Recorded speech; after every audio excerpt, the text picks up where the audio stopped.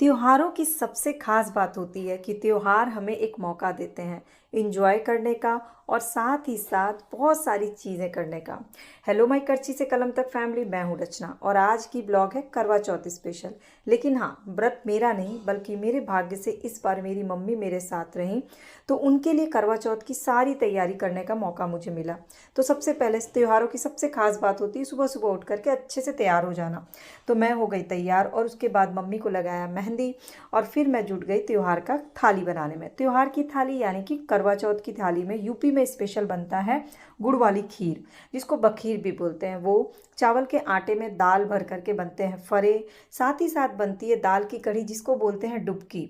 इसके अलावा पुलाव, पूड़ी और एक अच्छी वाली सब्जी बनती है जैसे कि गोभी मुसल्लम, परवल आलू की सब्जी, कुछ भी एक स्पेशल सब्जी बनती है और साथ में कोई एक साग बनता है। तो इतनी सारी चीज़ें बनानी थी और साथ ही साथ दिन का नॉर्मल खाना भी बनता है जिसको बोलते हैं पक्का खाना।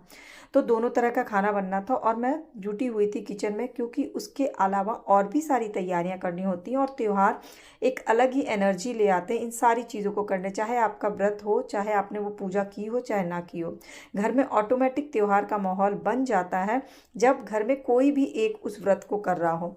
तो सारी तैयारियां हो गई। इस तरह से चावल के आटे के चंद्रमा बनते हैं। फिर हमने आलता लगाया, मम्मी को मैंने आलता लगाया क्योंकि आलता जो होता है किसी भी सुहाग के त्यौहार की सबसे खास चीज़ होती है, मेहंदी और आलता। इसके बाद त्यौहार की थाल तैयार की करने के बाद एक सेट त्यौहार का खाना निकाला जाता है। तो मैंने थाली में सारा खाना निकाल दिया और चंद्रमा निकलने के इंतज़ार करने में मैं आकर लेट गई। और सबसे अच्छी बात ये होती है कि जब बच्चे भी इन सारी चीज़ों को समझते हैं और करते हैं।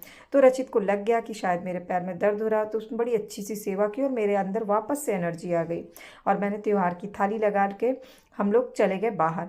बाहर चंद्रमा निकल गए और उसके बाद मम्मी ने पूजा शुरू की। तो पूजा में सबके यहाँ अलग अलग विधि होती है। मम्मी मेरी ट्रेडिशनल टाइम से जो होता था ना वही कर रही हैं। ये चलनी और करवा वाला कल्चर जो है ये शायद नया है।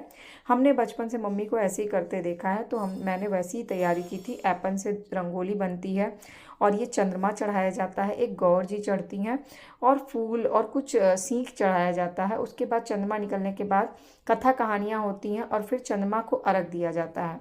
चंद्रमा को अर्घ देने के बाद ही पारण होता है और अर्घ हस्बैंड्स ही दिलाते हैं। तो मेरे पापा ने मम्मी को अर्घ दिलाया। चक्कर लगाने के बाद चंद्रमा को मम्मी ने अर्घ दिया।